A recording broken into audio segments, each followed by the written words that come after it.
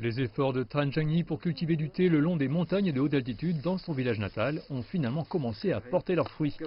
Ancien propriétaire d'une mine de charbon dans le district de Nayong pendant une quantité considérable de temps, Tan a décidé de changer de cap il y a 10 ans. L'exploitation minière du charbon est risquée, des accidents peuvent se produire à tout moment, elle est également nocive pour l'environnement et pire encore, elle épuise les ressources. Je voulais juste chercher une voie de développement durable. Nayong est l'un des derniers districts de Chine à procéder à l'éradication de la pauvreté au cours de cette année. Pendant longtemps, il s'est principalement appuyé sur le charbon pour le développement économique.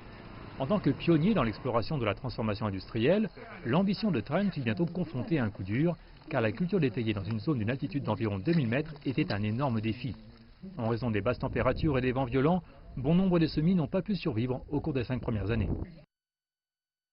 Nous n'avons ni culture vivrière, ni culture commerciale ici. J'étais déterminé, peu importe la difficulté, à créer une industrie ici pour aider les agriculteurs locaux à augmenter leurs revenus. Cet endroit doit changer.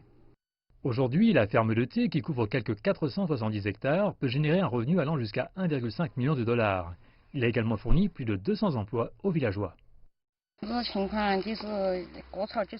Mes principales tâches sont le thé d'herbage et la cueillette des feuilles de thé qui sont payées différemment. En général, mon revenu mensuel est d'environ 3 000 yuan. Je suis satisfaite. Le seuil de pauvreté actuel dans la plupart des régions du pays est d'environ 4 000 yuan par an, ce qui équivaut à environ 600 dollars américains. Pour obtenir un plus grand avantage économique, Tan a utilisé un modèle de cycle agricole qui consiste à élever des porcs sur les collines et ça s'est avéré efficace. Selon Tan, la boue de biogaz faite de fumier de porc est utilisée comme une sorte d'engrais organique pour les arbres à thé, tandis que les mauvaises herbes bien entretenues servent de fourrage naturel et riche en nutriments pour les porcs.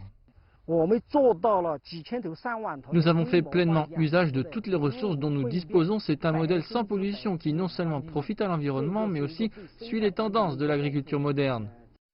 Tan dit qu'il prévoit d'agrandir la ferme porcine en fournissant des porcelets et du fourrage aux agriculteurs locaux qui seront en mesure de faire des profits après avoir revendu les adultes, augmentant progressivement son empreinte durable.